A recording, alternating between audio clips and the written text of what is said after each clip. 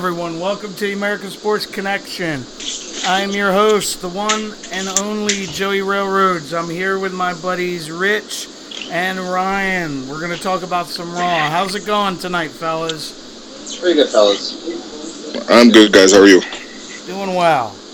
But before we start all of that about Raw last night, if you haven't seen it, I didn't, and Rich told me about it when I got home. The breaking news of the day, Roman Reigns has been suspended for 30 days for violating the wellness policy. Well, I'm sad. Yeah, I've been talking to my psychiatrist since the time I sent you the message, Joey.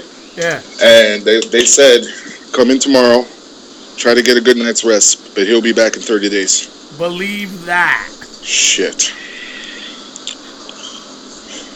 I want to know, when it all comes out, what he got popped for.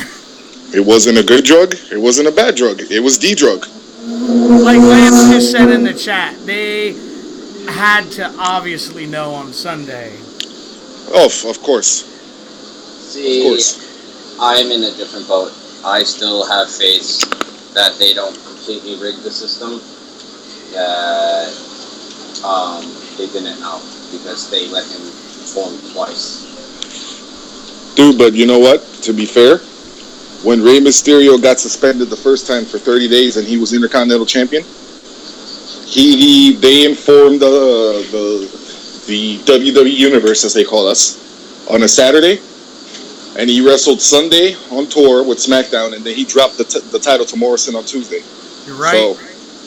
So it doesn't matter. It doesn't matter, apparently. It's just like, well, you're going to do this, this, and this, and then you're suspended. Jason writes in the chat, guys, hey, fellow Roman Reigns fans, our king has fallen. Bro, I don't know how I'm going to get to work tomorrow. I got to go 30 days without... I don't know how I'm going to do it. This is my Samoan hero. I know.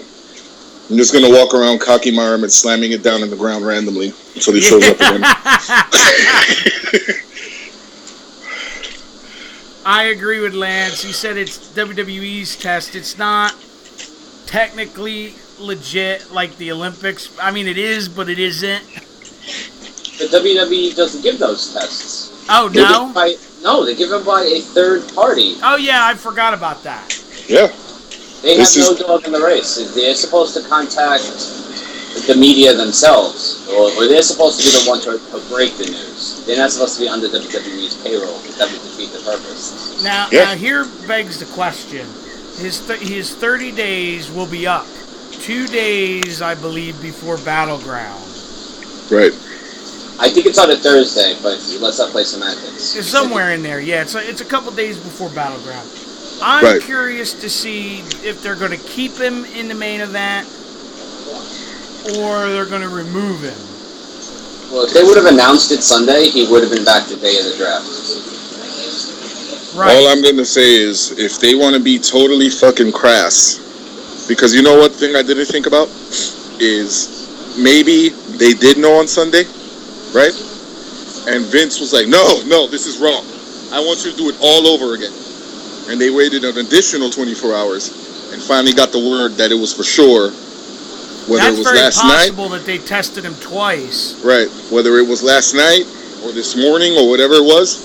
Because it just doesn't make sense to me. And don't get me wrong. They could be crass and just say, you know what? Fuck you.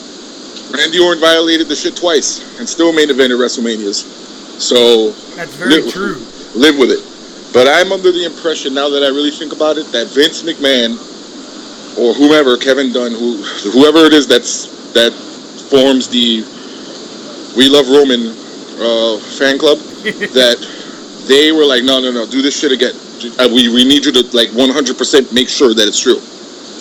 So I hate saying it, but playing the devil's advocate, I don't think anybody within the confines of WWE has the power to do that because they're being tested by a medical facility that is not on WWE's payroll. Well, that's true. I mean, hey, it was the doctor that had a big role in that concussion movie that said, nope, Daniel Bryan's never going to wrestle again. So, there you go. Yeah, I mean, plus with the steroids, I don't think anybody would take them serious. Like, okay, look at what happened to you in the 90s, and now you're here saying you're testing your own guys with steroids after you were the one giving your guys steroids. Yeah. I don't think that's that trust ever. Or it's the kind that aren't going to test. You know what I mean? They're not going to come up positive. Imagine he was doing like Manny Ramirez was years ago and trying to take like female fertility pills. That's why he's like so emotional. Like that's why he snapped at the crowd last night and shit. So, all I gotta say is this. For anybody out there that thinks that WWE protects the main event talent from these positive tests coming out or whatever, Roman Reigns is living proof. He was the guy that was shoved down your throats for a year and a half, 2 years, whatever it was. He was the king of the mountain, basically. Yep. Whether you liked it, which a lot of us didn't, or you didn't, he was shoved down our throats. Vince McMahon stuck with him all this time, and he did something wrong, and nobody's there to cover for him. They were like, nope, he did it. He's suspended. All right, well, Jason in the chat room says that independent testing always takes 2 samples now to ensure correct results. Yeah, the A sample and the B sample. If the A sample tests positive, then they test the B sample and they compare the results. Okay. No, they have like an Olympic level drug testing. And that's why like I laugh when people are like, oh, you know, it all goes through Vince. But it doesn't. The talent finds out before Vince does. Like, they legally cannot. It's like what's going on with Russia and the Olympics now. Right. Well, all we could say is you guys wanted him buried.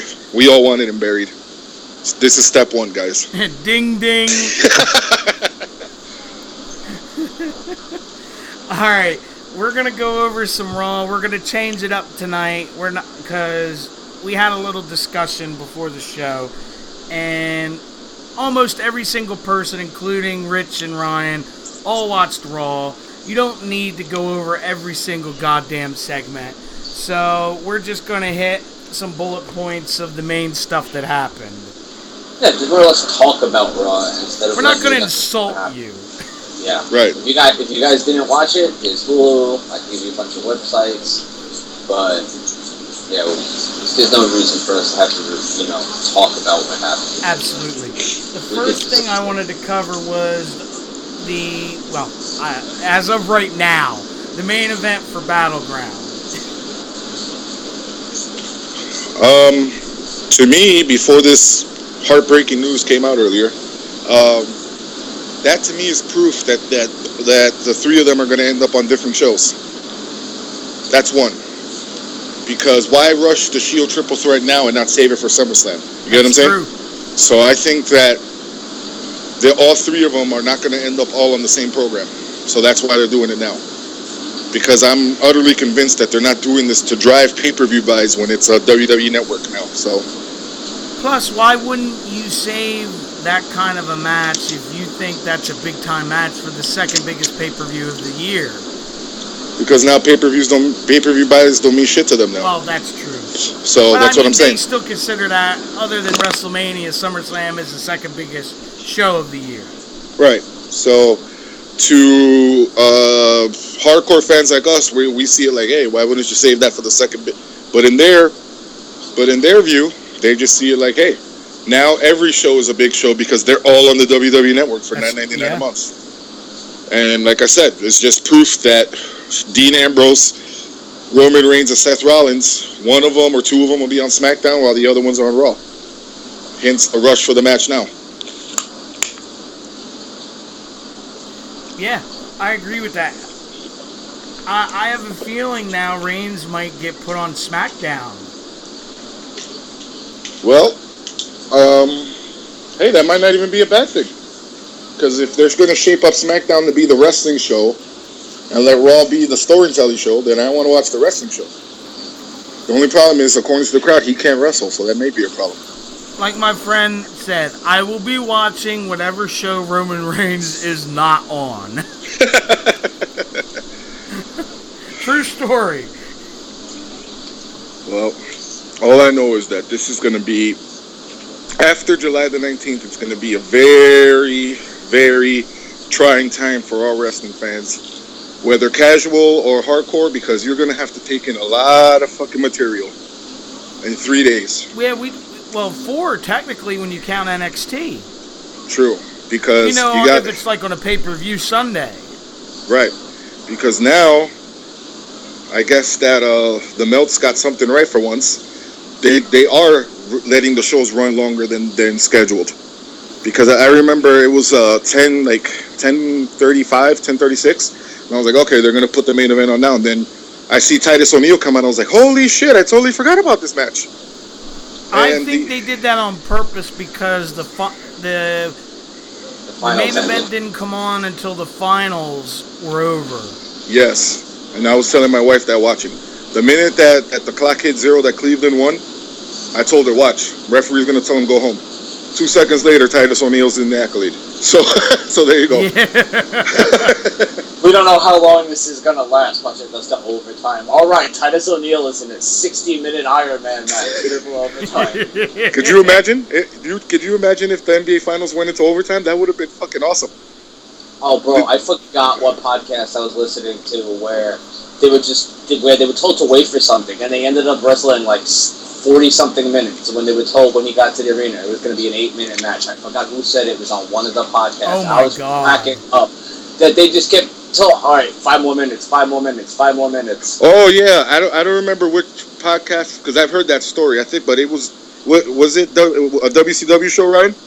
It could have been a WCW show.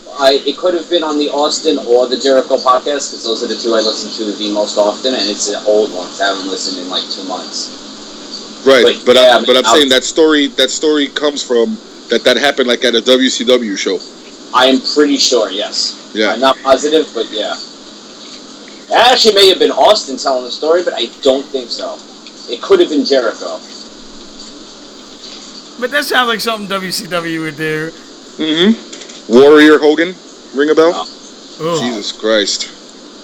The worst match I've ever seen. And I've seen some bad ones. Yep. Ooh-wee. Next. Piper fight Flair, was it that? Like the icon, he had the icon shirt? Yes. I think that was the worst match I've ever seen. The reason I remember that match being so bad is the one where Hogan tried to burn the Warrior in the face, and he couldn't light the lighter, and then it like blew up in his face. Yeah, the sweaty hands. Yeah, and he burned off his own fucking eyebrows. Yes. And part of his mustache. I'll never forget it. And then the funny thing was that later on Hogan goes, no, I did that on purpose to sabotage the match. No, you didn't, motherfucker. Who self-mutilates themselves to fuck somebody over? Well, and then what's funny, in the Ultimate Warrior DVD, the self-destruction one, he's like, oh, I screwed up, brother. That's what I'm saying. He's in that DVD, he said he did it purposely. And I'm like, why would you burn yourself on purpose? That makes no sense. Here you go, fellas. Lance in the chat room says, Uncle Elmer versus King Kong Bundy was the worst match I've seen. On the Saturday night main event. Oh my God. I remember that. Lance, you're asking me to dive into dark parts of my childhood now. Yeah. Jesus. And then here's another good one. Jason in the chat says, the worst match you'll ever see until they book it is Reigns versus Cena. I don't think that would be especially terrible. Cena will just have to carry him. I was just going to say that. And we'll just have to carry ourselves through that shit. That'll be a big tiny chat night that night. There'll be like 50 people in there. That'll help us get through it. Alright, the other point I wanted to bring up was the return of the Wyatts. Confused me if that was the job that it. First of all, it should have been something special, and Bray Wyatt, they do it in a vignette, and he blows out the lantern and the lights stay on for some reason. And then the confusing part for me is their faces, because when he said, "Did you guys miss me?" something that I don't think he's ever said. No. and the crowd goes nuts, and then all of a sudden, oh, Brother Bray. I'm like, wait, what? Why is this happening? Yeah, and then when they, like, said the name of the town they're in, you know, we're here, and the crowd goes berserk. Yeah. So I'm like, okay, so last time I checked, New Day are still faces, right? So why is this a thing? So I don't get it. Like, are they trying to copy the NXT formula where you let a face fight a face, but you haven't established really the Wyatt's faces yet? That, and then the other weird thing was, like, Wyatt trying to get, like, a chant going of, like, New Day falls, and you see Strowman in the background clapping. I'm like, okay, that's really fucking weird. And just like a Braun Strowman would do, he's not even on par with the chant. No, he wasn't. God, I love Braun Strowman. Even that he botched. What do you expect from a rosebud, bro? Look where their leader is. All I hope now is that since they're trying to turn them face, that they do things like they did to Ogre and Revenge of the Nerds, make him wear glasses and shit like that with Braun Strowman. Make him seem nerdy and all that, just to try to, you know, lighten them up a little bit. My fear is, and I talked about this with somebody last night, is that they're just going to feed the Wyatts to the New Day. Yeah, they'll let, what's his name? Mr. New WrestleMania record holder take the pin every match. Oh, God. Rowan. Yeah, Eric Rowan. Because I was actually excited to see them, like, come back and see what they were going to do, and I'm like, it's this? Well, look, we'll just save this for now. And I don't know if you guys will agree with what I'm going to say.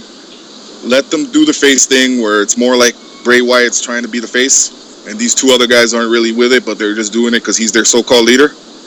Let Harper come back whenever it is that he's going to come back at the end of the year or whatever. Take over the family. Yes. And turn them against Bray. Yeah. Period. I think Harper's going to be back a lot sooner. I keep hearing, like, the fall at the very latest. Well, whenever. Just let him take over the family and let him, you know, let them turn on Bray. Let Bray be a baby face on his own. Well, he kind of, like, hinted at it last night with his promo. Right. That's, like, how they were going. Well, I mean, he can't really cut them loose yet because he got injured and they freaking disappeared them too from TV. Yeah. So they were on live events and stuff, but yeah, they've been working house shows the whole time. Yeah, they were on the. Trust I guess me, you would my call buddy saw Strowman fight Mark Henry at Trenton, and he said it was terrible. Is he still with us after that? Yeah. Thank God. That didn't drive him nuts.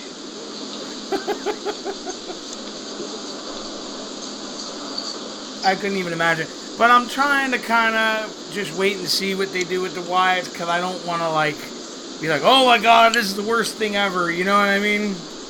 Right. And just kind of, you know, see where they're going with it. All right. Let's see. The other thing I know that a lot of people are happy about is Sasha Banks making her return. I was happy. Let's see if we do something about her. Yeah. The only thing that confused me about that whole thing was she's holding up the title and Paige just, like, lost the match for the title. And she's just, like, looking at her and grabs her hand like, yay! Yay, let's celebrate together. And I'm like, wait, no, you're supposed to, like, punch her in the face and tell her it's your house and belt and stuff. Oh, so I'm not the only one who sat there completely wondering why Paige just lost the title match and became a cheerleader for somebody who hasn't even been on the roster. I gotta say, the other thing that made me laugh was when Paige was cutting her promo and Dana Brooke and Charlotte interrupt her, and she's like, to Dana Brooke, what are you? I don't even know what you are. That made me laugh. Yeah, and then when Dana Brooke was trying to grab Charlotte's leg and put it on the bottom rope. Oh my God. I was like, how the fuck do you fuck that up? And the ref just looking at her was like, nope, it's on the bottom rope. Like, and then she tried like 3 or 4 times. Oh boy. Bro, if you're at this stage of your career and you're that nervous to pick a foot up and put it on the ropes, you probably shouldn't be on the main roster. Yeah. Just saying. Here's my conspiracy theory. They wanted people to forget about the fact that Luke Gallows turned into Festus at the end of the tag team match the night prior. So they just threw that right there. They put that right there and they go, you see that? There's bigger fuck-ups here. That's a good one. Yep, because that to me is still the most... when I was watching that, I'm like looking at my wife. I'm like, why the fuck is he just standing there watching his partner being paraded around on this guy's shoulder? So, there you go. Well, and then the other thing that made me laugh was Dana Brooke, like, runs down awkwardly trying to attack Sasha, and Sasha just kind of pops her, and she, like, falls like she got shot. No, Sasha threw a punch, though. That looked legit. Okay. I know it wasn't, but Sasha, like, I went back and I watched it. I was like, that bitch could throw a work punch. Yeah, like she was snug? Yeah, she threw that nice little snug punch, like letting her know, like, bitch, you're only here because your friend got hurt. That's why. So, this is my People question. sleep on Sasha, man. People sleep. Like, I don't think people realize she's one of the top on the roster, period. Yeah. This is my question. Are they going to have another women's tag match at Battleground to save Sasha and Charlotte for Brooklyn? God, I hope not. I just hope that they continue teasing, like, the tension between the two, Dana Brooke and Charlotte, from, the fuck up the week prior. And maybe she screws her over again, like, accidentally in another match, right? And then they just go, you know what? We'll just have a fatal four-way, since it seems like Dana has, ulterior motives or something. Or something, because we can't... That tag team match, the last one was horrible. And it's a shame because the women had come so far, especially like the great match they had at WrestleMania, and it's just kind of, you're like, wow. Yep, and it's back to Divas Wrestling, boys. Ooh. Change the title, but we're not going to change the style. How you like that? Well, my fear was they were going to have, because Natty, I'm assuming, turned heel. and I thought they were going to put her with Charlotte and make Charlotte have, like, this group. And then I'm like, well, that would make no goddamn sense because they would just have, like, however many straight pay-per-view matches. Yeah, I don't know. 1 second she's crying. Then last night she, like, attacks Becky Lynch again from behind. And now she's, like, talking about she's going to take care of herself. I don't know. If they're going for the Natty is bipolar character, then it works perfectly. They're turning her into the female Big Show. There you go. Where we're going to make her a heel and a face every other week. Yep. Jesus Christ. Alright, the other thing that I wanted to talk about that interested me was the AJ Styles Cena segment last night. That was horribly put together. Like, you knew from the beginning that AJ was full of shit. Like, nothing in his demeanor and the way he was talking led you to believe that he didn't ask them to come down and watch his back in case shit got too hot for him. I will say this. I agree with what you're saying, but I will say since AJ has become a heel, he has cut some really good promos. Oh, fantastic promos. But, like, I don't know. The way, like I said, the way he was talking or whatever, it was just like almost like he felt like busting out laughing really at the moment and just going, haha, you fucking guys are idiots if you actually think I was mad at them. You know what I mean? Yes. So... I just thought it was too soon to have that same storyline from like 2 weeks ago. Right. Where he was mad at the club, but it was just a ruse. It makes me wonder, at some point, who is coming to help Cena? Because eventually somebody's going to come and help him. Well, now you have Roman Reigns to come. Yes. With that hot water. Yeah. Because I'm figuring, I don't know if they're going to do another one-on-one with AJ and Cena at Battleground, or they want to have like a 6-man with like Cena and his 2 guys, and Gallows, Anderson, and Styles. Right, because they've basically told us in no certain form that the club, the tag team of the club at least, is no longer in contention for the tag team titles. Yeah, that was So, odd. I would have thought that the club and Enzo and Cass would have said, well, you didn't pin us, so you guys, we want our matches now. But that didn't happen. I know, it's just like they threw them, they got their tag title match at the pay-per-view, and now it's like, okay, you're going to just, wander around now for a few months. You know what I mean?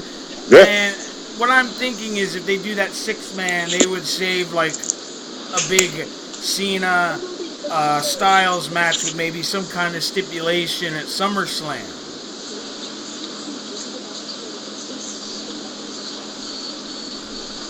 It's possible. I have no idea where they're going with anything.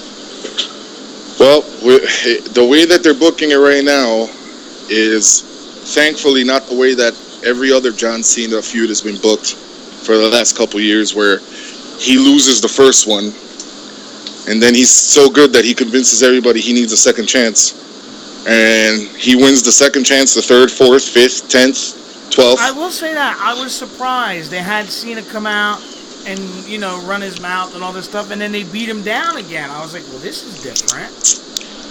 Yeah. Because usually, like you said, if he loses the first match, then he would come out and be Super Cena and like destroy everybody. Right. So I think that at least in that regard, they're moving with this whole new era thing, where they're just like, you know what, Cena's going to be like that little roadblock there to get, well, not younger, because AJ's older than Cena, at this rate at least, to get the other guys over in some fashion. I agree with that. We'll talk about this for a second because we still got a little bit of time. Did you guys listen to listen to the podcast with Stone Cold and AJ? I began to, but I didn't see much of it. No, I have not, actually. I watched it, and this isn't a knock on AJ Styles. It's just his road to everything is not like very exciting, if that makes any sense. Right. Like it's, I went from here to here to here. Like no real what's the word like he had to overcome odds and right. What I'm trying to say. No real dramatic story. Yeah. Although Stone Cold got in trouble because they censored him. Well, they knew from the last one. Was the last one with Brock Lesnar where they kept saying shit and fuck and all that? So yeah, they Stone Cold said fuck 3 times in a row, and he goes, "Oh, I forgot we're on the network." He's like, "I apologize." And I was thinking to myself, wait a minute, this is a freaking pay-for service. You have fucking Camp WWE that curses like truck drivers on there, and Stone Cold can't say fuck on an interview? Joey, what you're not understanding is the cartoon Stone Cold can say fuck all he wants to. Yes. And if they want to talk like dock workers on that show, they can. True. Because since it wasn't advertised that the show would be on the on-demand section. Okay. You get what I'm saying? I got you. Then. Because it was live. Right. And now that school's pretty much over for a large portion of the United States. Who knows if 9-year-old Billy is up watching AJ Styles. Yeah, I got you now. You know what I mean? So, I'm not defending WWE because I think you make perfect sense too. But I understand what you're saying. Right. I get it. But it wasn't necessarily a bad interview. It was just you know? No, the worst one he did for WWE was the one with Paige. Yeah. Jesus Christ. I'm still annoyed that he didn't get to do the Shane one because I thought that would have been really good with him. Yep, because he would have gotten out the real reason why Shane doesn't like Triple H. Oh, yeah. He don't care. Foley just was like, okay. Yeah, because since Foley, after years of trashing WWE and even trashing them recently, with the way that they ran the show and stuff, how funny is it now that he's got his own reality show, if you could call it that? Their version of Hogan Knows Best, right? Yeah. And, of course, he's endearing himself because he wants his daughter to get a job there. Just like and his son is already working there. So there you go. Yeah, his son's a writer, right? Yep. And according to his son, Triple H doesn't like him. Well, that's not surprising because I think Triple H never liked Foley. So, a guy that did so much for your career, Hunter, and you dislike him. Didn't you say, Ryan, that she was training somewhere in Jersey? Here's what happened. She went to pep up school, and then I think on one of their podcasts he just said, like, she's not really, she realized very quickly she wasn't cut out for it. Like, she's very, like, girly-like. Yeah. I realized that maybe wrestling wasn't for her, but supposedly she's down at the performance center, so... Oh, well, Eden quit. Brandy, whatever you want to call her, right? Cody Rhodes' wife. She's and now so that this... gorgeous. Yes, she is. I love with Eden. And now that they're splitting up the shows, they need 2 Renee Youngs. I don't know if they're just gonna go the safer route and go, well, JoJo's been here, so sorry, Noel. But who knows? They might just have her do that. Yeah, that makes sense. Yeah. If she's not cutting it in the ring. Yeah. So why not? They could have her be the Renee Young of SmackDown, or be the ring announcer for SmackDown, because they haven't really touched upon who's going to do that job. No. Are they bringing? Is Tony Chimmel waiting in the trenches somewhere, guys? Yeah. No, I know who it is. The Fink. Yes. Oh my God, I feel so bad for him. No. Lord Alfred Hayes. Well, unfortunately, he's no longer with us, Ryan. So it can't be him. I used to love him. Yep, he passed though. I know. He was always great on those Coliseum home videos where he'd always talk about how great the heels were. Yes. I used to love him. I loved him. And it's funny that it's the stupid things you remember from your childhood. Yeah. I remember when Owen Hart turned on Bret Hart at the 94 Royal Rumble. Yes. And Lord Alfred Hayes, through that whole time on WWE television, has always portrayed like the babyface announcer, right? Over and the when top they, babyface, yeah. And so when they had showed that part, it was like Lord Alfred Hayes turned heel right at that moment, because he was like, "Attaboy, Owen. About time you got away from your brother's shadow." I was like, what the hell's just happened? Yeah. Lord Alfred Hayes just turned into the Dynamite Kid before my very eyes.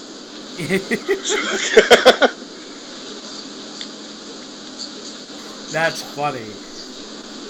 All right, and the last point that I wanted to talk about from last night was the Sami Zayn versus Kevin Owens feud. It's still happening.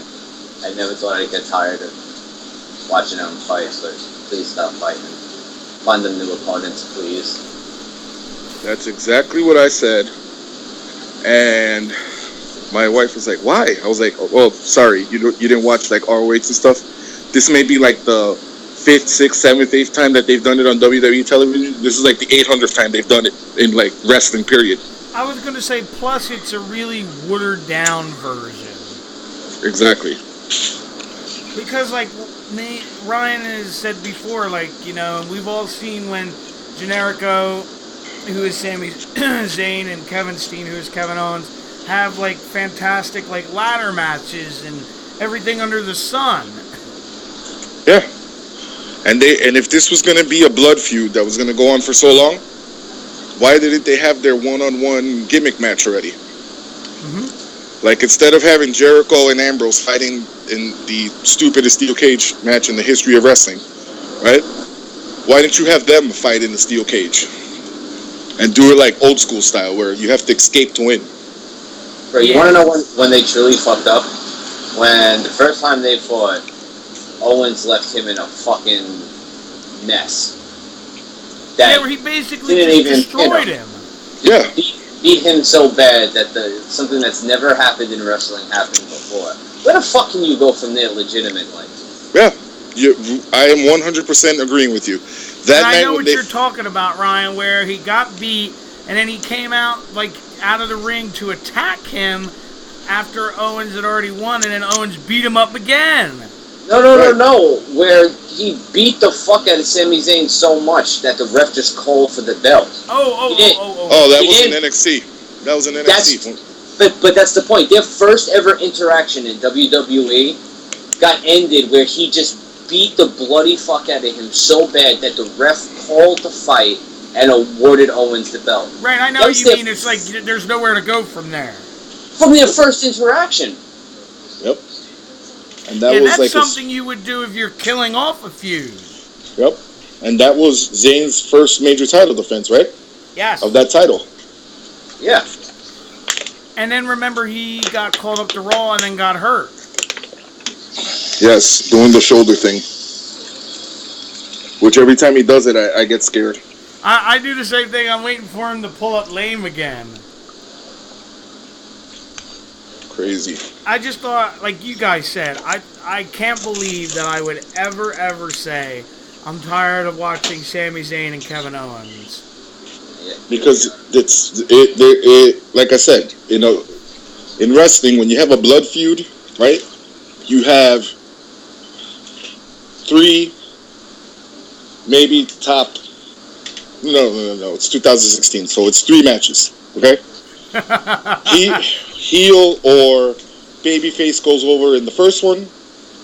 In the next pay-per-view match, the guy who lost the last one wins this one. Then you have the rubber match in a cage, last man standing, Iron Man, whatever.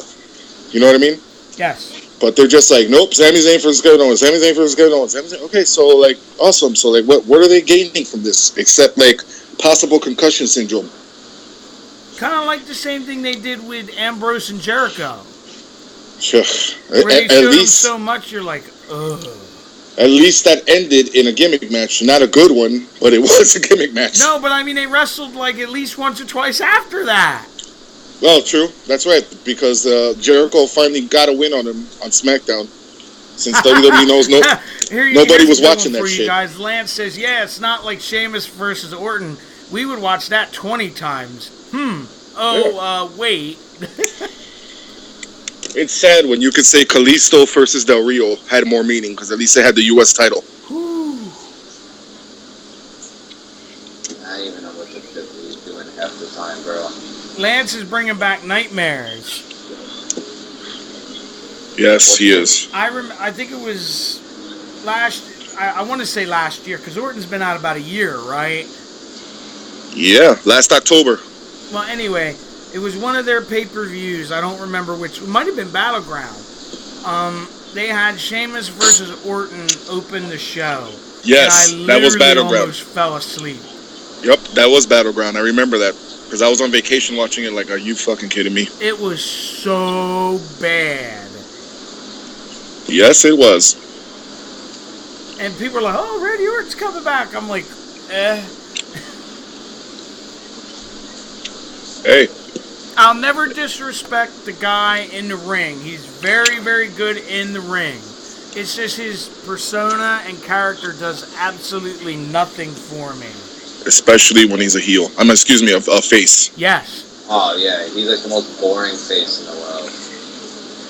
He's better as a heel, but not that much. Yeah, because he's a real dick in real life, so that's why. So. Oh, yeah, we were just getting ready to say that. He's a dick in real life, just like, Batista was. So. Oh, Batista? Yeah. I'll tell you a quick story about Batista. A few years ago, a friend of mine went on vacation. And so he called me the night prior. He said, listen, can you pick me up from LaGuardia Airport? I said, yeah, no problem. So I went to LaGuardia and I waited, for my friend to come out. And WWE was in town that weekend, I forgot. Batista walked right past me. This was right when he was feuding with Undertaker for the title that then Edge cashed in the Money in the Bank. Yeah. Okay, that was a few days before that, right? And so, you know, I just went up to him and said hello. He just said, like, hi, like he was bothered or whatever. So I was like, all right, fuck you, dude. I'm not going to fucking bother with you then. A little boy, not probably the age of my son, 6, came up with his father and was, like, scared to do it at first because, you know, when they see their heroes from TV, they're like, oh, my God. You know what I mean? I know what you mean. He asked him for an autograph. Motherfucker said no. Wow. I was like, what a fucking piece of shit. Lance makes a good point. He says, you would think that us as fans of wrestling for so long would like an old school type wrestler like Orton, but he's just flat. Yeah. He is. But that's terrible that Batista would do that. To a child. Yeah, I could understand if it was me coming up to a grown man and be like, get the fuck out of here. You know what I mean? But yeah, a little boy. Different. A little boy who I saw was like so nervous to go up to him in the first place. Wow. All right, quick thing I wanted to ask you guys about, and then we'll get on to our special guest. What did you think of Enzo and Shane doing their little boogie down? I just hope that gives Enzo some cootie points that they don't separate him from Cass in the draft. Yes. Because they have so much potential, I think, more as a tag team. Dude, that whole crowd had up signs. How you doing, soft, everything. I think how you doing is going to be the new what. Oh, for sure. And what happens, and Ryan will tell you this, in the chat room we go in for Raw, as soon as they come on, I did it last night, we always go, a cup of haters. Yeah. Couple haters? Yeah. A couple haters? I just wish I had that growly ass voice to go into right afterwards, but I just think I'm going through puberty in my normal. And they're putting the marketing machine behind them because they even brought back something that they usually only do for Shane O'Mac with the jerseys. Yeah. The 0 dimes. Yeah. So. And to me, Enzo is must-watch TV because he's always saying something funny. Yeah. Even if it comes off like corny at the moment, then you really think about it and you laugh. Well, he said he just got books and books and books of one-liners. That's what he does, is that he just sits there, and that this is him in real life. Like, this isn't even turned up to 11. This is just how he is. Yeah, and he just recently was doing, I can't remember for who, but he was doing a rap album. Like, he was on somebody's rap album. I can actually see that, though. And me and that nigga got the same tattoo artist. Okay. Because he got the same crucifix I do, and it's Michael. The guy's name is Michelangelo, and it's his work. Like I picked it out of his personal album. Okay. So I'd be very hard pressed because I've really looked at the detail of it, and it's the same tattoo. That's interesting. Mine's shaded a little different, but it's the exact same shape. Well, he's from North Jersey, so that's not too far from you. Absolutely not. A lot of people know this dude. Like, you know, I was walking down the street, and this is how, like, truth it is. Guy stops me, and he goes, "Did you get that done by Michelangelo on, you know, I forget the avenue." I said, "Yeah, matter of fact, how'd you know?" He goes, "That's my son." He's like, "I could spot his work anywhere." Oh, wow. Nice. So it was from that point on I realized, wow, like, his stuff is known. Like, okay, I didn't just go to some guy who said he's good, and I started telling people, and they're like, "Yeah, the guy in the basement, like, it looks like a hobo shop." I said, yeah, that thing is, like, world famous. I was like, oh, okay, because my ex picked the place. I didn't know. All right. Well, that's pretty cool that you could literally, you were just walking down where you live?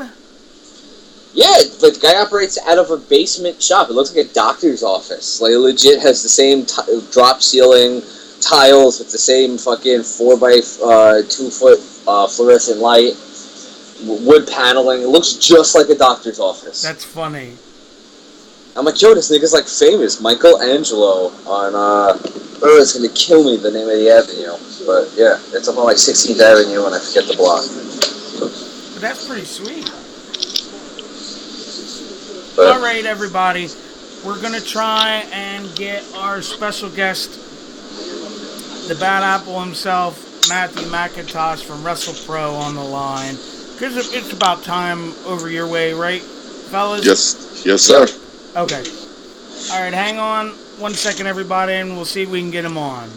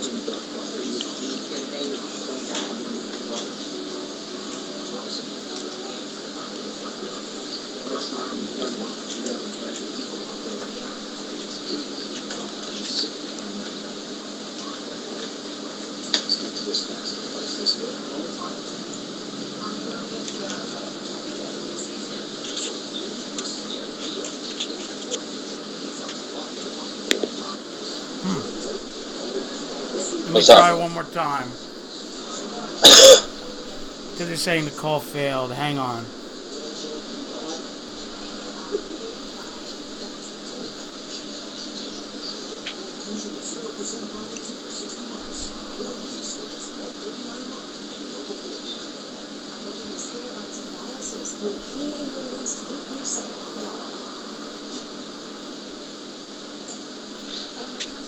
Hello?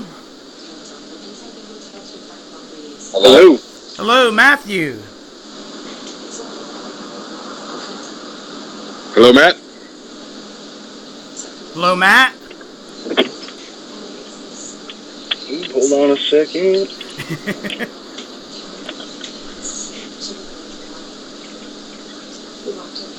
Hello? Hey, Matt. How's it going?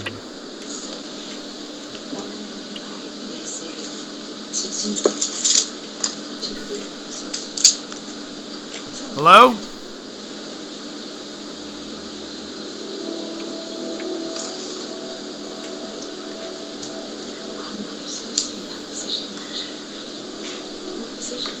Hello?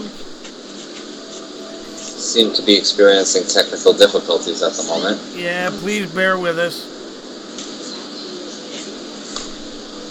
And I can see that he's on.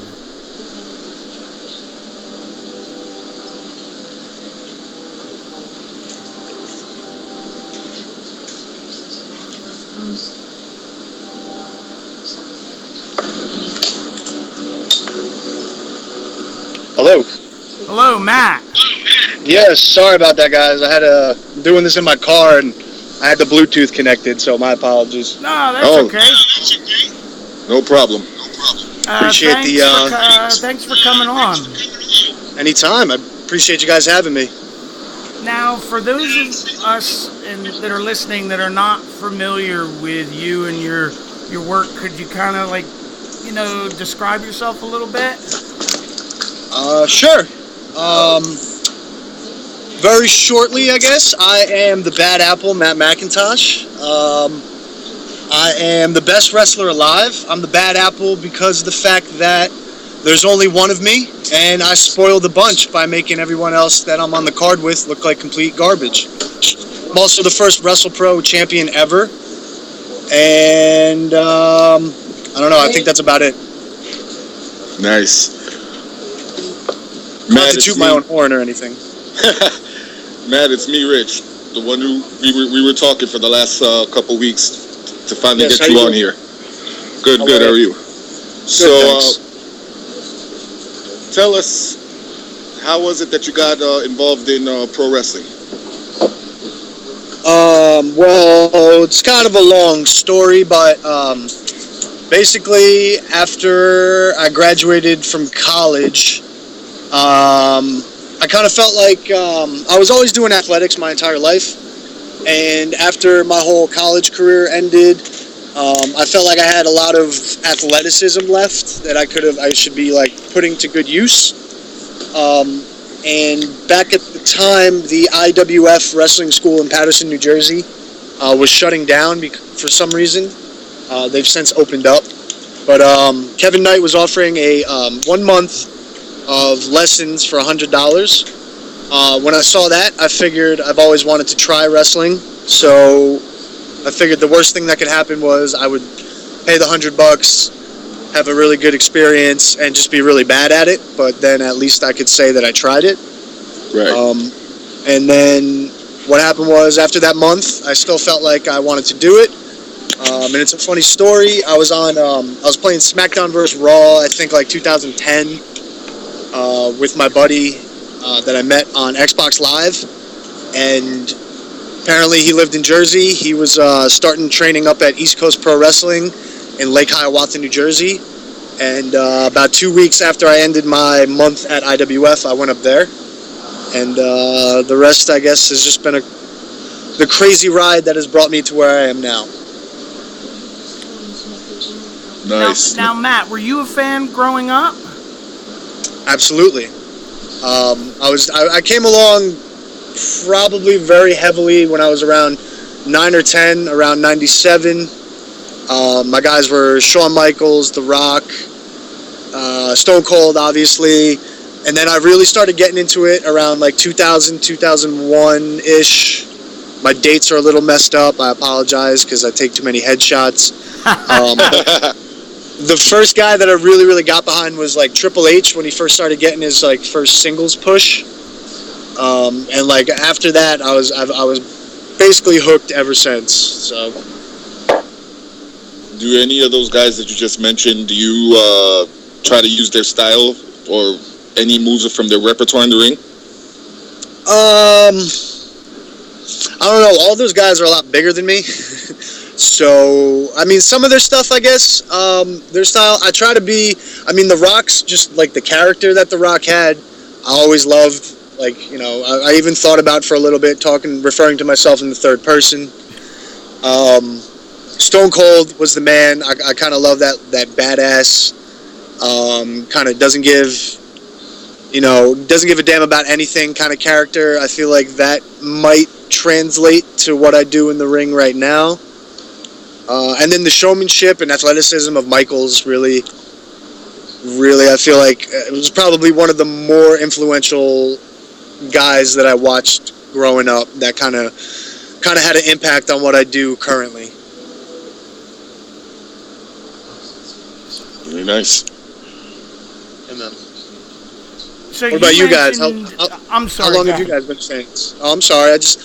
These Q&A kind of deals, I've done a few of these podcasts, and I don't know. I like just shooting the shit. Sorry for my language. No, you're good. Go ahead. You're good. Oh, okay. There's no language filter. There's no language filter whatsoever. But fantastic. But what about you guys? How long have you guys been like watching wrestling and stuff like that? Or who were your favorite guys coming up when you guys were like younger? Jake the Snake Roberts. Oh, good choice. Very good choice.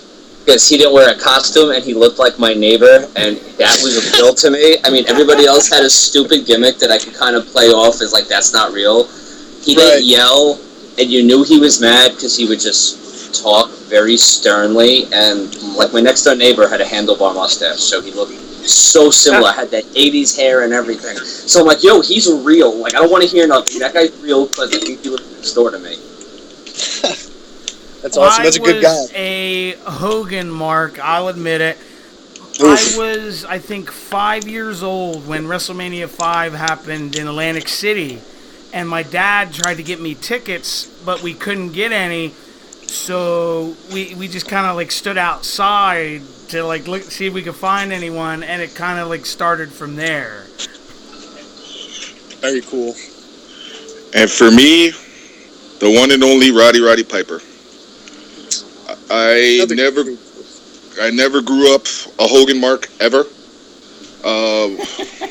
My favorite I remember when I was younger watching WWF on like Channel 9, and like my grandmother would be like, "Oh, look, Hulk Hogan's on." I'm like, "I don't care." And then afterwards she'd be like, "Oh, this guy's so nasty." And then I go to the living room, I go, "Roddy Piper, my favorite," because I just liked the way that he would entice baby faces into fighting them, and then he'd like try to back them down at the end. Right. And he was just, when it came to the gift of gab, he was the best. Absolutely. And tough as nails too. So that's the person who made me fall in love with wrestling, and I've been watching it ever since. Now, what's your taste in wrestling nowadays? Like, that's just a general question. Like, if you had to pick guys, like, who would you watch now? Well, I mean, I feel like there was a point, maybe when I got into high school, where I was kind of more concerned about getting laid than watching wrestling. So I did have like a brief period of where I kind of got away from like watching it. It was like a really good time too, because I was like after, I guess, the big wrestling bubble popped towards like the Invasion era. Yes.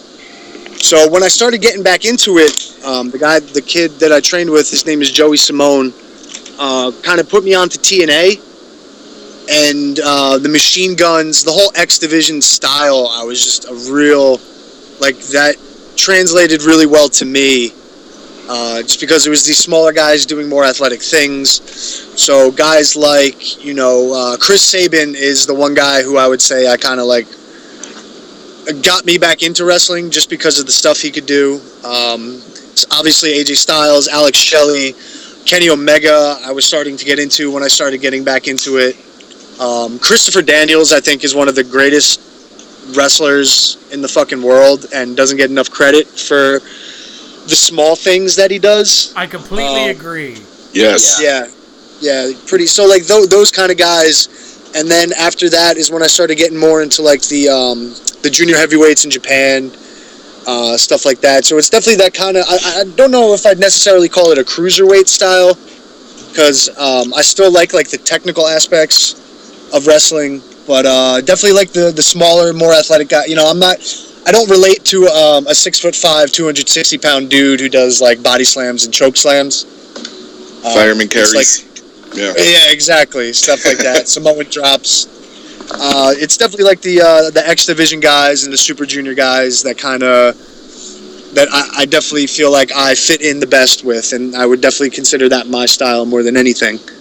I was going to say, I was a big fan of that back when Nitro, we were having the Monday Night Wars where they would have the cruiserweight division like with Malenko and Ray and Psychosis and all those guys. Right. Like, that was my deal. I would watch Nitro the first hour because that's when they usually had all that. And then once 9 o'clock hit, I'd switch back to Raw. I was the same way. Same exact way. And then I would do the deal. I didn't have a remote for the TV that I would watch it at, so I had to like flip through between like channel 24 and 42 every time a commercial hit. Yeah, it was pretty rough.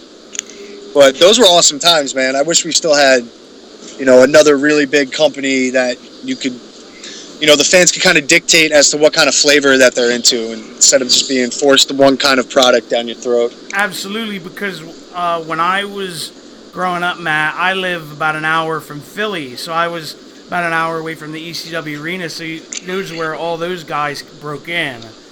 Right. So you got to see him before everybody else. Yeah. Yeah, and I miss the days of like the really big Ring of Honor shows, because it seems like Ring of Honor has, even though they've gotten more talent, they seem to have gotten kind of irrelevant.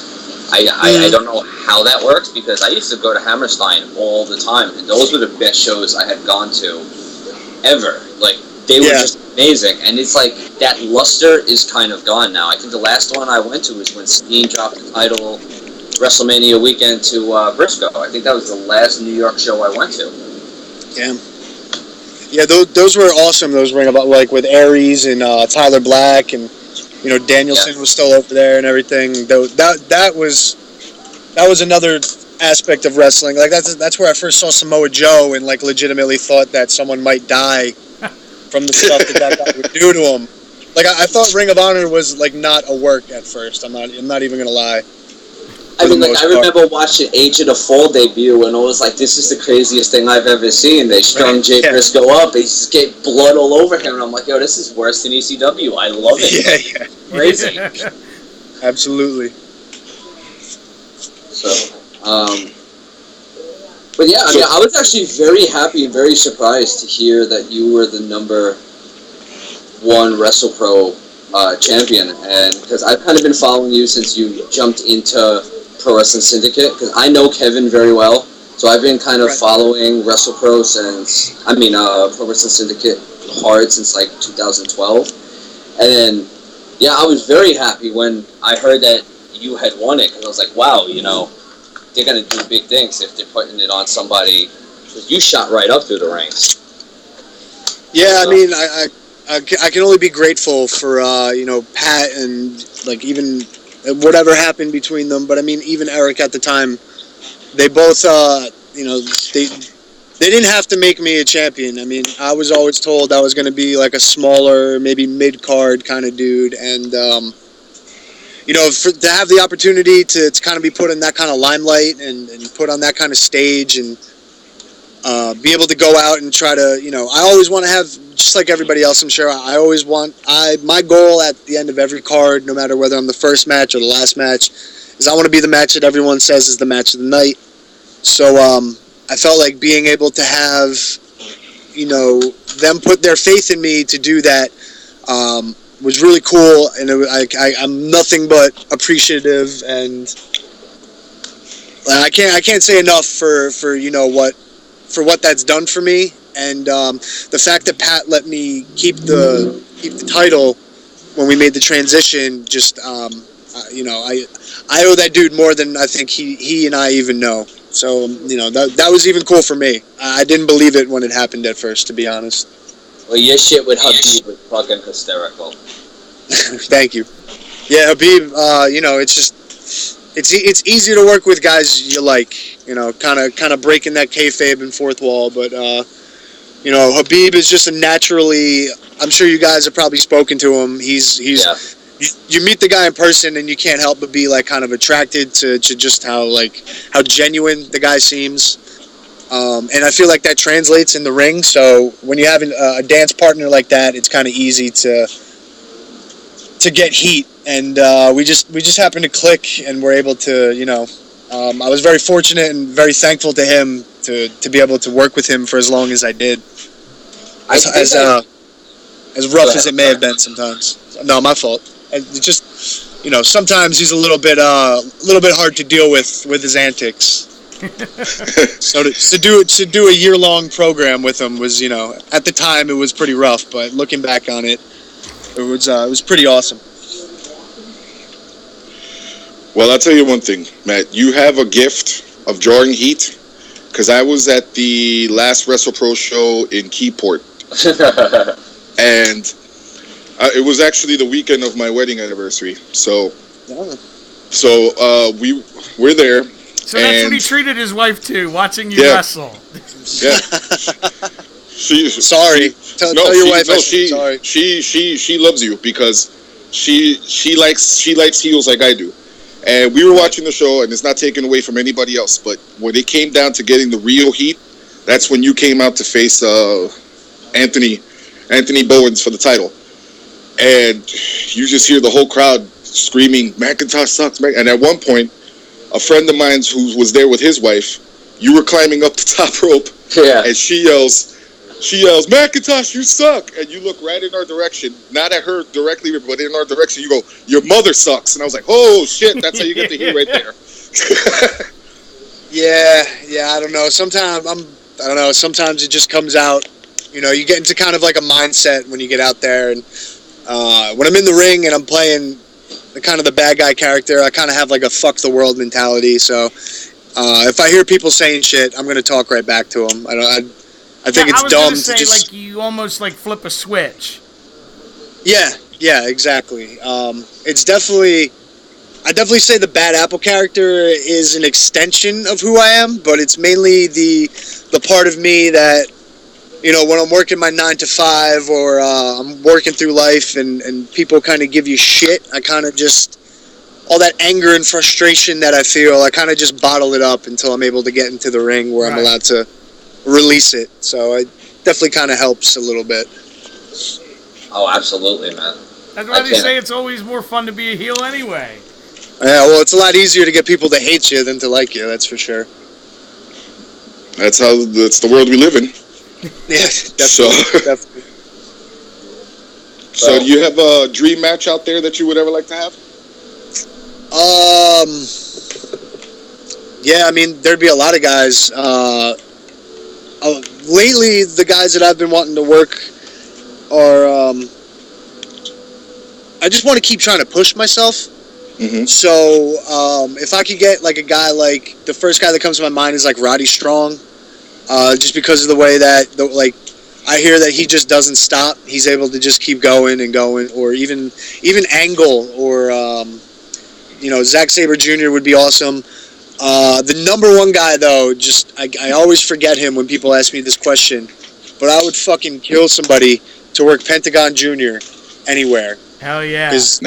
I fucking love that dude's stuff. I think he's amazing. I'm a huge mark for him. So that would definitely be my dream matchup right now. Nice. Oh, that's really a cool choice, and it's not one that you hear very often. Not at all. I feel like you should. I feel like you should hear a lot more. I feel a lot of the stuff that Lucha's doing is really good, and I hope to see them blow up in the near future. Okay, Matt, we have a question from somebody in our chat. They want to know, Is there anyone from the past that you would like to wrestle, like in the time machine? Eddie Guerrero.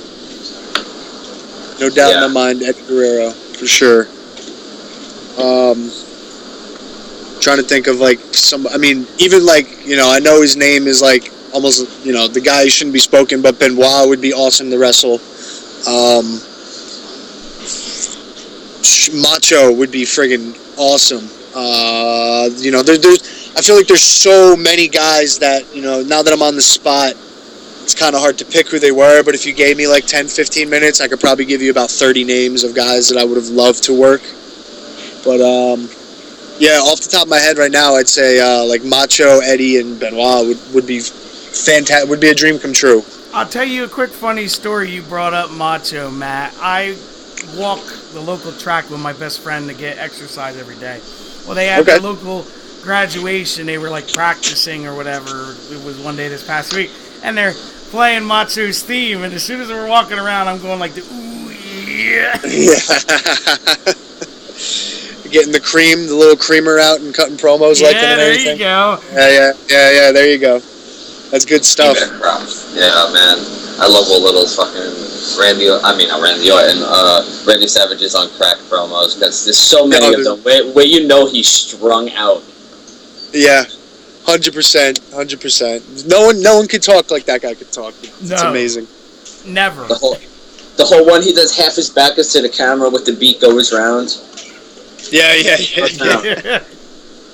See, that's the stuff I grew up with. That's why it's hard to be a fan nowadays. I mean, that's why I think indie wrestling is beginning to take off, because people are tired of stupid storylines, and we just want to see good athleticism in the ring, good working, good wrestling. That can keep people hooked, and I think that the mainstream right now is got to give them complicated storylines, and that ends up turning more people off than just throwing people together. I mean, do you notice that also?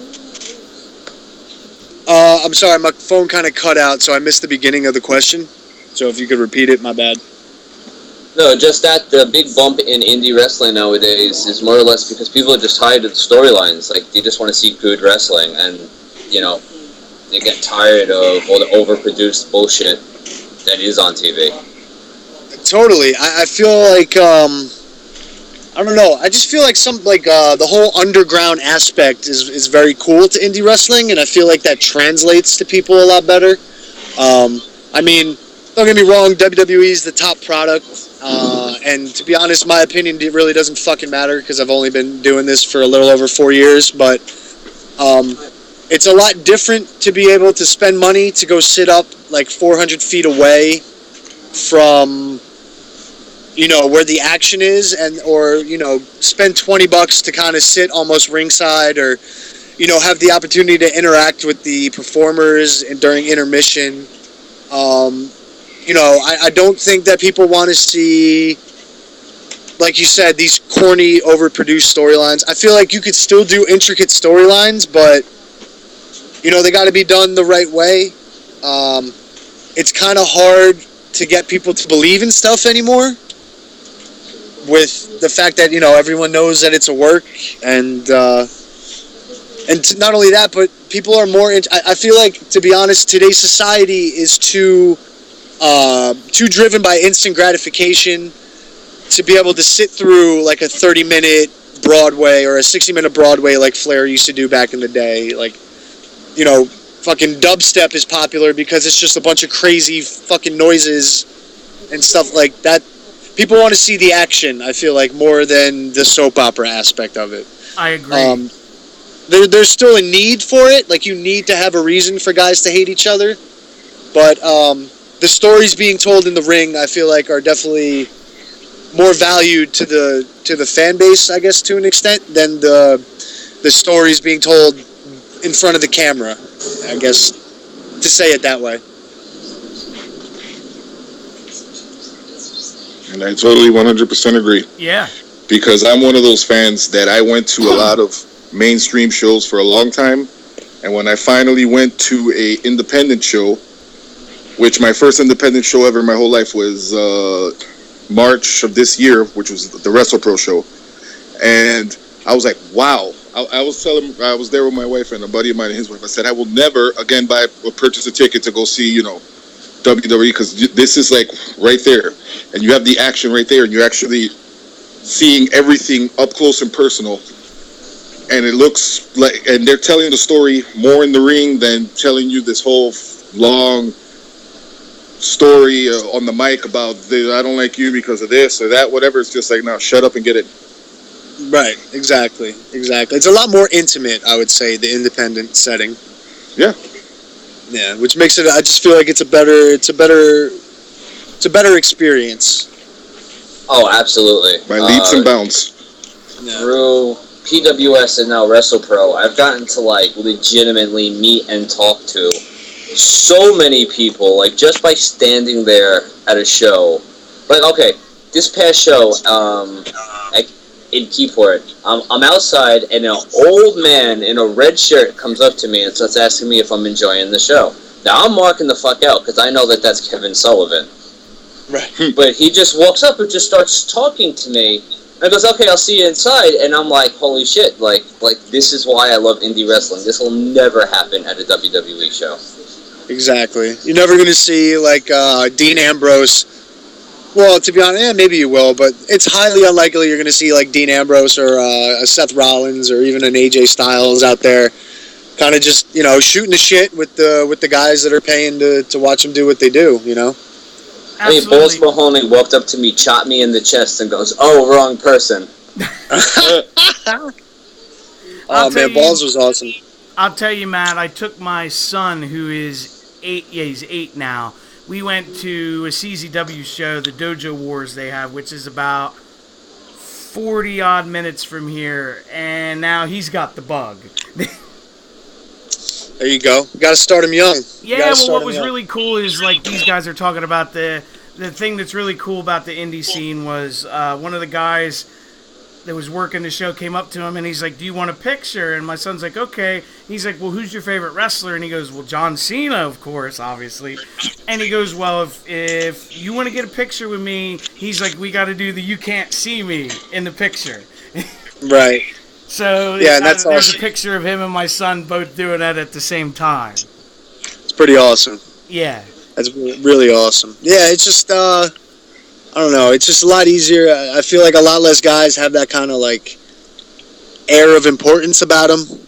For the most part. I mean, we're all just fucking regular dudes that are just all of us, and I'll speak for everybody, I don't even give a fuck, but we're all, we can't do this shit without you guys. So the fact that you guys come out and support us, no matter what company it is, who it is, it's that's what it's all about. It's, the one thing that I really loved when I first got into wrestling was the fact when I was growing up, my friends weren't into wrestling, so I didn't really have that network of people where I could drop like an analogy about Macho Man or something. My friends would never get it, but being able to come into a group, especially when I started training with the Wrestlepro, and just being able to say something about something that happened at a Thunder in 2002 or something like that, and people understanding what I'm saying, and then also adding to the conversation with their little quirky things was like the coolest fucking thing to me. And Yeah, like the obscure that's wrestling shit. Right, and just like the whole community of people, it's like finding people with similar interests is the coolest fucking thing about wrestling to me, in my opinion. Oh, I agree. And Facebook groups have allowed me to connect to so many interesting people who, no matter how different we are or whatever countries we're from, it all boils down to either we both love or hate John Cena, and we're totally cool with that. Because beyond religion, color, politics, we both like wrestling, and that's all we have to talk about, and it makes us both happy. So, I mean, yeah, exactly. I'm with you 100% on that. Absolutely. And the fans I enjoy also are the ones that may not know things about like a Thunder, like you just mentioned. And you start talking about it, and they go, "Where can I see that?" Because they're so interested. Right. And they want to know, they want to learn more, so that next time you have a conversation, they have more to add to it. Yeah, exactly. The fans just want to, I'm the type of person, I'm obsessive, so I haven't grown out of the fact that I rarely watch TV anymore. It's network, New Japan World, that's all you're going to see on my TV. Like, I just get obsessed with when I find something that I like, I get completely obsessed with it. And, that's a quality I see in a lot of the fans that are maybe either not familiar with certain things, or even fans that I've talked to about, just independent wrestling in general, say maybe they're only familiar with the WWE product, and then I'll tell them to watch some guys. Like I tell everybody that's never ever seen independent wrestling, I show them the video of Kenny Omega is the champion of Anywhere, and the people that I respect are the guys that just keep, and then they'll come to me next time and be like, "Oh, did you see that time he wrestled that blow-up doll?" Or did you see the time he wrestled the 9-year-old girl? Like the people that are just as obsessed with me are the ones that, the ones that I really like talking to when I'm interacting with people. Yeah. And I'm kind of a mark for Omega too, simply because he can go and he can wrestle a little girl and make her look like $1 million still. I mean, he made it look legit. Yeah, with a little girl. That? Exactly. But I think Ibushi did a better job with the blow-up doll. I don't know if you saw that one. Yeah, I did, with the Canadian destroyers over and over. Yeah, and over. over and over and over and over again. Yeah. It's taking Canadian destroyers from a blow-up doll like this. How do you get better than this? Yeah, that's pretty amazing. But I take it you're extremely hyped for the Cruiserweight tournament? Oh, I am. There's a lot of dudes in there that I feel like should have had opportunities to be to be on that stage a while ago.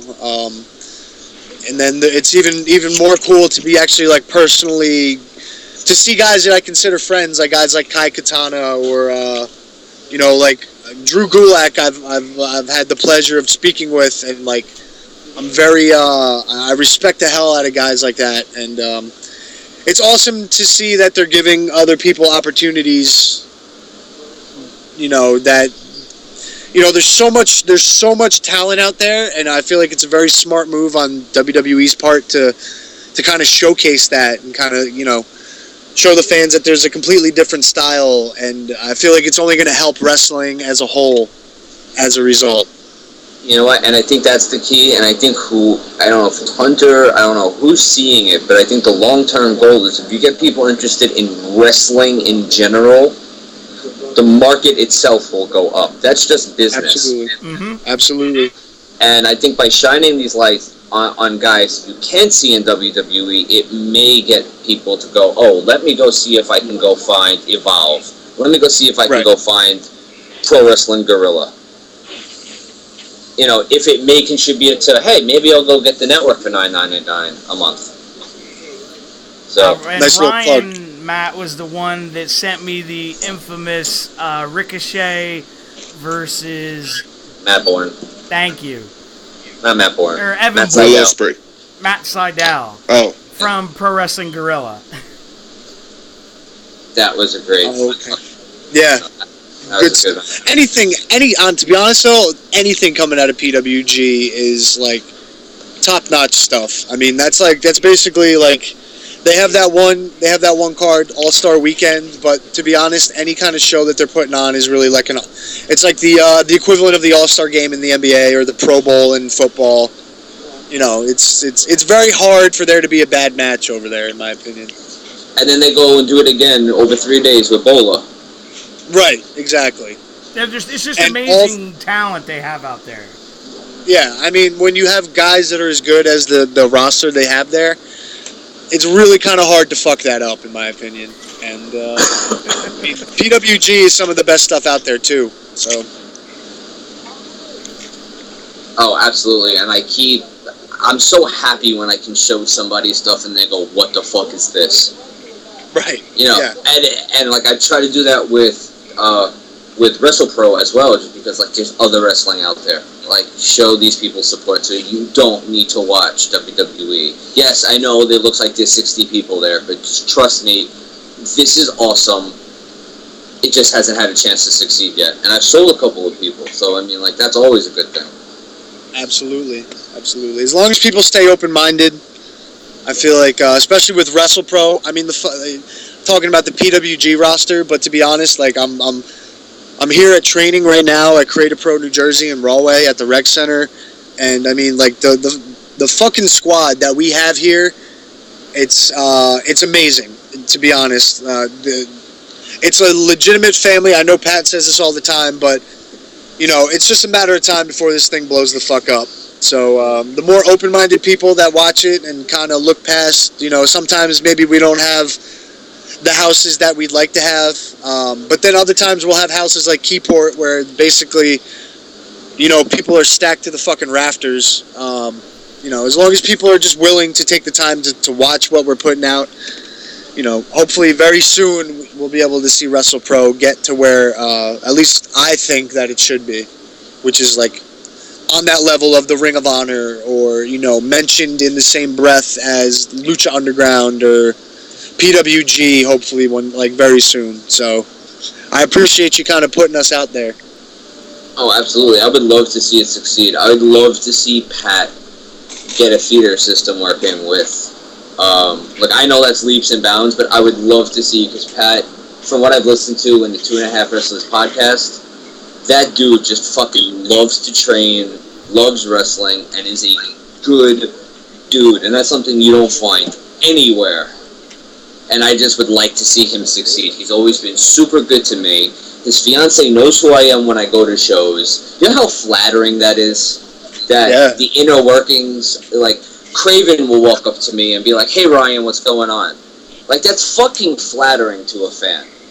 Yeah, man. It's because it's a family, dude. I mean, the fans are just as part of the family as all the guys in the back or anybody else that's helping out. I mean, you know, it's a legitimate. It's not a fucking corporation. It's like a mom and pop shop, like a deli that you go to get a sub at like every Friday, and they know exactly what the fuck you want for your order without you even having to tell them. You know what I mean? We kind of have that Main Street USA kind of vibe to it, and that's what you need. That's how you need to establish a connection with the fan base, and I feel like, you know, honestly WrestlePro has some of the best fans that I've experienced. Not that I've been wrestling that long, but I've seen a bunch of different.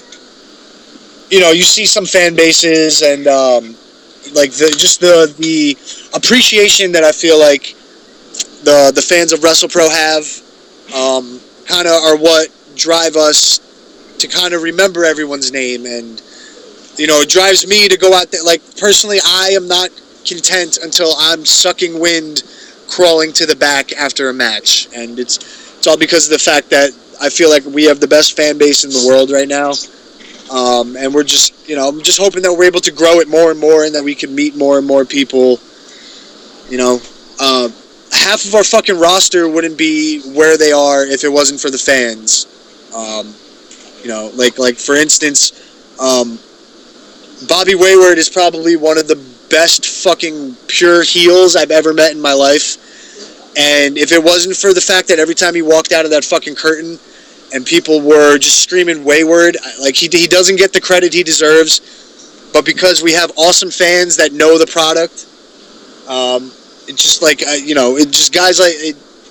I feel like it translates a lot better to what we do in the ring. Oh, absolutely. So. I couldn't agree more. So thank you guys very much, is I guess what I'm trying to say. No, and it's a collective thank you, I think, from 3 of us and from all the fans, because we know that shit isn't easy. We can't do that, so. Yeah, well, I'll tell you a quick story, Matt. When I told Ryan that we were going to have you on the show, his exact reaction when I sent it to him via Facebook Messenger was, "Oh shit." Appreciate that, I guess. Yeah, because when humbling. When I spoke to you, Matt, and I was just first. I sent you the message saying, thank you. That was a great show, whatever, because it was awesome. The little video clip that you put up on Facebook about how this is how you get blown up, with the little sequence between you and Bowens. And so I was like, wow, this is awesome. So that's when I started talking to you, and then that's when I asked you, would you ever mind coming on to this show that I do, and blah, blah, blah. And you said, yeah. So I tell Joey, and his reaction was like, holy fuck, are you serious? So I was like, yeah. True story. Yeah. Yeah. So, I mean, hey, any time. I mean, I'm sure even if you want to hit up more of the guys from Wrestlepro, they would love to come on and talk with you guys. If it wasn't for, like, you guys, like I said, we would kind of just look like assholes fake fighting in our underwear in front of nobody. So. Just put in a good word for us, then. Yeah, no, definitely will. Now, there was one more thing I actually just wanted to ask you before we get out of here. What does the future hold for Matt Macintosh? That's a good question. Hopefully, I'm hopefully getting booked a lot more consistently. I would like for this to become something where I didn't have to clock into my 9 to 5 anymore. Whether that be getting a contract or, being able to do something like the Bucks, or like how Steen was before he went up. As far as like the immediate future, I'm gonna get my damn belt back from Anthony Bowens. That's for sure. Sounds good. Yes. I also, while I got the opportunity, I'd like to plug my upcoming shows coming up this week. Go ahead. Go ahead. I'm in Barnegat this Friday for Game Changer Wrestling, where thanks to Joey Janela being the craziest motherfucker on this planet, I now have the opportunity to wrestle Tatanka, which I'm really excited about. And then Saturday, I'm going up against one guy, a guy that I think, if he hasn't been on people's radar yet, you should really fucking look this dude up. The Rogue, Anthony Gangone. I'm taking on him at Next Level Wrestling. I'm a very, very big fan of what this kid does.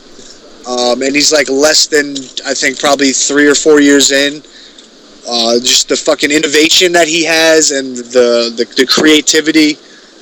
I'm really looking I can't tell you how pumped for this weekend I am. I've been more excited for this weekend than I've been in a long time. So, if you want to come check me out, that's where to do it. Awesome. All right. So And there's just one other thing, Matt. If people want to try and reach you on social media, how can they get in contact with you? I'm Matt Macintosh on Facebook, at Bad Apple Pro on Twitter, and at Bad Apple Brand on the Instagram. So, hit me up. For sure. All right, Matt. Well, I just want to personally thank you from all of us doing the show and everybody listening for coming on and taking the time to shoot the shit with us. Well, thank you guys for having me. I really appreciate it. And I look forward to doing it again very soon. Absolutely, Awesome. brother. Absolutely. Have a good night now. You too, guys. Thank you. Take care. All right, take care. Bye-bye. All right, he's gone, fellas. So, That, ladies and gentlemen, was the Bad Apple Matt McIntosh. Yeah, I was going to say the Bad Apple himself. All right, everybody, we're going to get out of here for tonight. But don't forget to like, subscribe, share, all that bullshit. And we will see you next time. Have a good night, Peace out. everybody. Take care, Adios. everybody.